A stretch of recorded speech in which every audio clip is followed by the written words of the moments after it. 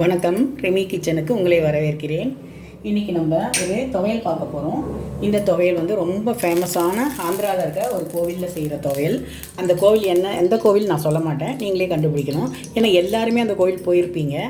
ரொம்ப ஃபேமஸான கோவில். அங்கே எல்லாருமே போகணும், வருஷத்தில் ஒரு வாட்டியாவது போகணுன்னு ஆசைப்படுவாங்க. அந்த மாதிரி இருக்க கோவில் உங்களுக்கும் எல்லாருக்கும் தெரியும். நான் சொல்ல மாட்டேன், நீங்களே கண்டுபிடிங்க. அந்த கோவிலில் வந்து அன்னதானத்தில் நமக்கு கொடுக்குற ஒரு அன்னதான பிரசாதம் தான் இந்த துவையல். இந்த துவையல் வந்து நமக்கு எப்போவுமே டேஸ்ட்டான ஒரு பொருள் எங்கே சாப்பிட்டாலுமே அது நம்ம நாக்கிலேயே நிற்கும் இல்லையா? எத்தனை வருஷம் ஆனாலும் அங்கே சாப்பிட்டது நம்ம மனசில் நிற்கும். அந்த மாதிரி அதுவும் கோவிலில் இருக்க பிரசாதம் சொன்னால் இன்னும் ரொம்ப அதிகமாக நம்ம மனசில் பதியும். அந்த கடவுளை பார்த்ததும் அந்த பிரசாதம் சாப்பிட்டதும் நம்ம மனசில் பதியும். அந்த மாதிரி இந்த கோவிலில் கொடுக்குற அன்னதானத்தில் கொடுக்குற துவையல் தான் இது. அங்கே சட்னி சொல்லுவாங்க, நம்ம துவையல் சொல்கிறோம். இதை வந்து எப்படி செய்கிறதுன்னு பார்க்கலாம். முதல்ல ஒரு கடாயை சூடு பண்ணிக்கலாம்.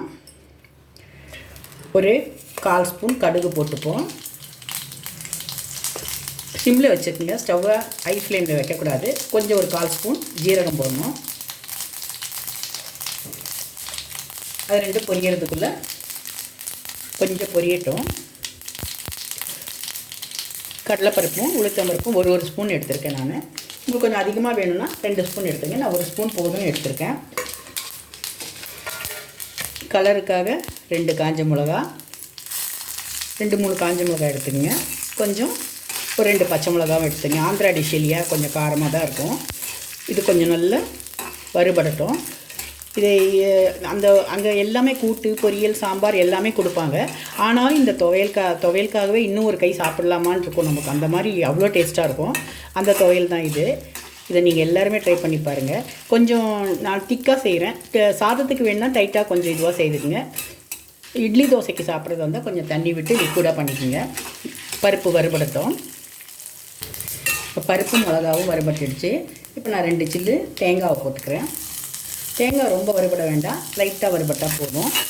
சிம்மிலே வச்சு பண்ணுங்கள், ஹை ஃப்ளேம் வைக்காதீங்க. தேங்காய் சும்மா லைட்டாக வறுபட்டால் போதும். அவ்வளோதான், நம்ம இதை எடுத்துருவோம். ஸ்டவ்வை சிம்லே வைங்க. கொஞ்சம் ஆறணும் இது. அதுக்குள்ளே வேறு என்னென்ன அரைக்கணுமோ அதெல்லாம் வதக்கிப்போம். எல்லாம் ஆறினப்புறம் தான் மிக்சியில் போட்டு அரைக்கணும். இப்போ நம்ம பருப்பை வறுத்து எடுத்துட்டோம். அடுத்து அதே கடாயில் எண்ணெய்லாம் விட வேண்டாம், அந்த இருக்கிற எண்ணெயே போதும். ஒரு தக்காளி, நல்ல பழுத்த தக்காளி, ஒரே ஒரு நெல்லிக்காய், சின்ன நெல்லிக்காய் அளவில் புளி. ஏன்னா தக்காளியிலே புளிப்பு இருக்குது. இதை கொஞ்சம் நல்லா வதக்கிப்போம். குழைய வதங்கணும் தக்காளி. இது கொஞ்சம் நல்லா வதங்கட்டும். தக்காளி வதங்கிடுச்சு. சும்மா கொஞ்சமாக கருவேப்பிலையும் 2 கொத்தமல்லியும், அதிகமாக போடக்கூடாது, கொஞ்சமாக தான் போடணும். ஒரு வாசனைக்கு கொஞ்சம் கருவேப்பிலை, கொஞ்சம் கொத்தமல்லி. இதையும் கொஞ்சம் வதக்கிடுவோம். எல்லாம் ஆறினப்புறம் தான் அரைக்கணும், ஆறாமல் அரைக்கக்கூடாது.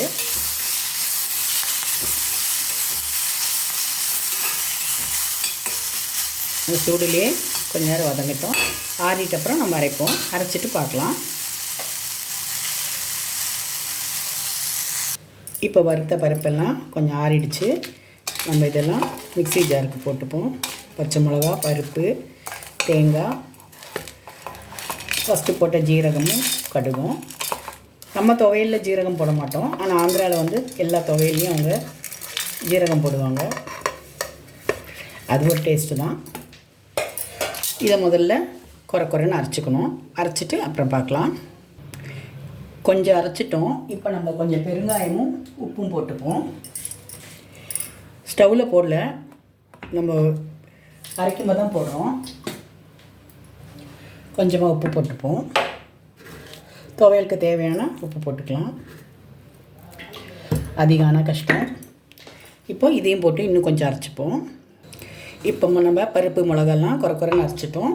அதில் இந்த தக்காளி, புளி, கொத்தமல்லி, கருவேப்பிலையும் ஒரு 2 ஸ்பூன் தண்ணியை விட்டு அரைப்போம். உங்களுக்கு துவையல் வந்து கொஞ்சம் லிக்விடாக டிஃபனுக்கு சாப்பிட்றதுக்குன்னா கொஞ்சம் தண்ணி, ஒரு 4 ஸ்பூன் தண்ணி வச்சு ஊற்றிக்குங்க. இல்லை நீங்கள் சாதத்துக்குன்னா கெட்டியாக இருக்கணும்னா ஒரு 2 ஸ்பூன் தண்ணி விட்டால் போதும். இப்போ நம்ம இதை அரைச்சி பார்த்துருவோம். இப்போ நமக்கு துவையல் ரெடி ஆகிடுச்சு. நல்ல ஜீரக வாசனையோட, தேங்காய் வாசனை, பருப்பு வாசனையோட நல்லா ரொம்ப டேஸ்ட்டாக இருக்குது. காரமும் நல்லா சுருன்னு இருக்குது. காரம் வேண்டான்னா கொஞ்சம் கம்மி பண்ணிக்கங்க.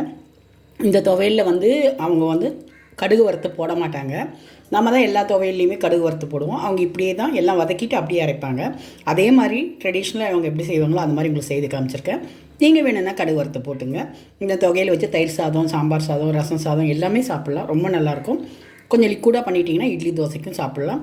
இது வந்து ரொம்ப பிரசாதமான அன்னப்பிரசாதத்தில் வர்ற துவையல், பருப்பு துவையல் இது நீங்கள் எல்லோரும் ட்ரை பண்ணி பாருங்கள். நிறைய பேர் சாப்பிட்ருப்பீங்க, அந்த டேஸ்ட்டு தெரியும் உங்களுக்கு. ஆனால் அது எப்படி செய்கிறதுன்னு தெரியாமல் இருக்கும். இதே மாதிரி நீங்கள் ட்ரை பண்ணி பார்த்து வீட்டில் செய்து பாருங்கள். ரொம்ப நல்லாயிருக்கும். ரெமி கிச்சனை எல்லோரும் சப்ஸ்கிரைப் பண்ணுங்கள், லைக் பண்ணுங்கள், ஷேர் பண்ணுங்கள். தேங்க்யூ.